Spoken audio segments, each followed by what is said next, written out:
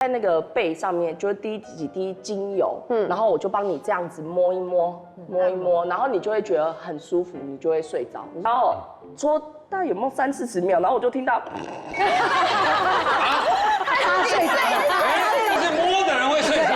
的一件事，我觉得我让他有台阶下，但因为我觉得太好笑了，他隔天上班回来他就，王女，我跟你讲，我今天在公司我看到一则那个文章，他写说，他说因为你不是都睡不好吗？我说对，睡不好。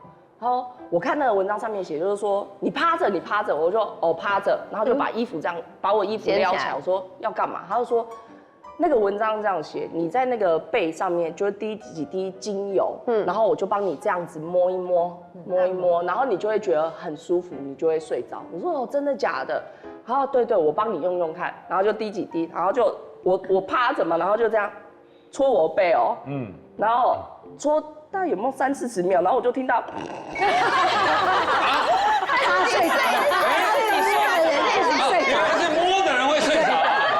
他是为了让自己可以睡好一点，还睡，有睡前运动，这一种方式，我就觉得还蛮有趣的，很可爱啦，对，有爱的，对。天哪，你看婚姻有多难？